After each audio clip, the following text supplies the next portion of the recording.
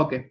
With that, probably we will have to see if we can cover one more aspect of the Kriya Pada, which actually revision of what we had learned in also in Prathama. I'll just quickly show about what a Kriya Pada is. Okay, the Tinganta Parichaya, a formal definition of the Kriya Pada, and to remember what all lakaras are there, what all ganas are there, etc. I'll quickly go through this. So Padam, what is a Padam? Padam is basically a Prakriti plus a Pratyaya. And as per Vyakarana, as per Panini's Ashtadhyayi Sutrapatha, Subtingantam Padam. So any word which is either a Subantam or a Tingantam is a Padam. Okay, it is a word. So Kriya Padam is basically a Tingantam. Okay. So what it is based on a Dhatu, a Vikarana Pratyaya, and then an Akhyata Pratyaya or the thing Pratyayas. So this both of these form the Pratyaya that gets added onto the Dhatu to form the final word, that is the Kriya Padam. For example, which we see Pathati, Patha plus A plus T, Pathati. A is the Vikarana Pratyaya based on which Gana the Dhatu belongs to, and then Ting Pratyaya is based on which Lakara the Dhatu is. Basically, there are 18 Ting Pratyayas, and they change or they get modified based on the different Lakaras and the usage. So Ting Pratyayas are also called Akhyata Pratyayas. Just this is a refresher, quick refresher of what we had learned in our earlier class. So these are some of the basic things that we should remember whenever we speak about a Kriya Pada. Now, in Sanskrit Sahitya, in Sanskrit Vangmaya, closely there are around 2000 dhatus, and all these dhatus are distributed or divided into 10 ganas, dasha ganas. Okay, the names of these ganas are represented with the first dhatu of that gana. So Bhu dhatu is the first dhatu, Bhwadi gana. Then similarly, Ada dhatu is the Adadi gana. Then Juhoti, Hu dhatu will be Juhotyadi. Similarly, Divadi and all the other ganas. It is not that all the dhatus are divided equally among these 10 ganas.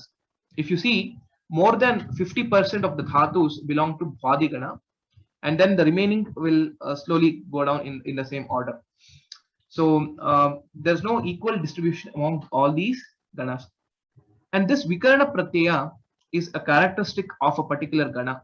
So if it is Bhwadi gana, then the Vikarana Pratyaya is A, and you can see that Patha is the dhatu, and we will get the forms Pathati, the Akara gets added, and that is because of this Vikarana Pratyaya. Similarly, if we consider the fourth gana, which is Divadi gana, Ya is the one which gets added. For example, Nrit is the dhatu, Nrityati, Yakara is getting added. Similarly, if we see Churadi gana, the last gana, Aya is the Vikarana Pratyaya. So Chorayati, Kathayati. So all these are the examples of how the Vikarana Pratyaya can be noticed from the Kriya Padam. Okay, don't worry about this table, or you don't have to memorize this the names of the 10 ganas or the Vikarana Pratyayas at this point, but this is for your information of how the Kriya Padas are classified in Sanskritam. So mostly in Prathama as well as in Dvitiya, we have focused on the dhatus from these 4 ganas mainly. Okay, and also some of the special dhatus from different ganas also have been considered. So these are some of the most commonly seen Kriya Padas. Pathati, Gachati, Likhati, Kridati, all these come under Bhwadi gana. And then similarly, Nrutyati, Krudhyati, all these are part of Divadi. And Kshipati, all these from Dadi, and then Chorayati, Kathayati, all these are from the last gana. So these 4 dhatu gana dhatus are kind of the dhatus that we are learning in Prathama and Dvitiya mostly.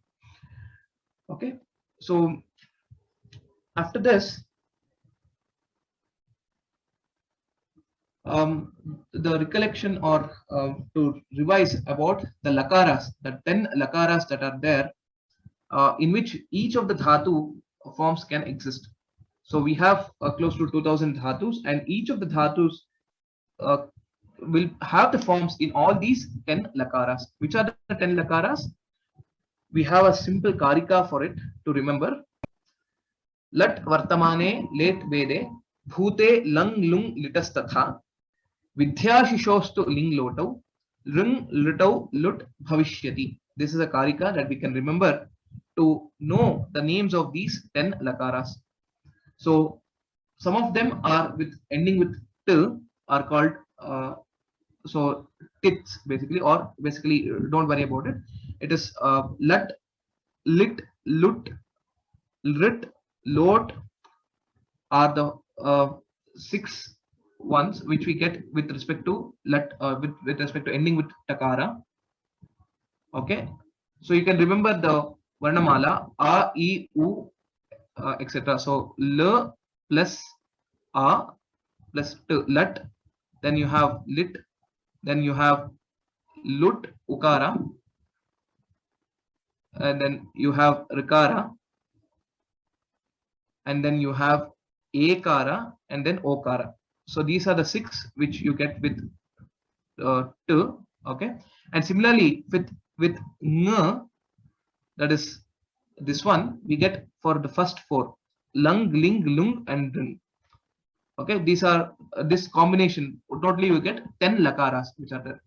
Why it is called lakara? Because it is starting with la. So that is the reason we call this as lakaraha. Lat lakaraha, lit lakaraha, lut lakaraha, and so on. Now, various lakaras are used because to depict on time when what is the kala of the kriya, whether it is vartamana kala, bhuta kala, or bhavishyat kala, or what is the mood, whether it is an order, whether it is a request, or anything like that. So that is the prakara. Okay, one is kala or the prakara. So let the three kalas which are there, vartamana, bhuta, and bhavishyat kala, we have these six lakaras which are there, which represent the time aspect. Lat lakaraha vartamana kala, which is the present tense. Then you have lung, lung, and lit. These are the three lakaras which are there for bhuta kala. Why do we have these three? What is the distinction, or what is the difference between these three? Is lang lakara is anadyatana bhuta. Lang lakara we can use to depict any action that had happened before yesterday or beyond. Okay, and for lung lakara is samanya bhuta, which just happened a minute before. That we can use it with respect to lung lakaraha. And then lit lakara is a paroksha bhuta, which we haven't seen, which we haven't perceived directly from by our own sense organs. So that is the lit lakara. Ramo babhuva, Ramaha babhuva, Ramaha vanam jagama. So Rama went to the forest, Rama was there, etc. These are some of the things which we haven't seen directly or perceived. So that will be the lit lakara. Next, bhavishyat kala, in the future tense, future use, is lit lakaraha and then lut lakara. These are the two. Patishyati. Okay, patita. These are the forms. I'm just giving one form as an example. Will be for in future.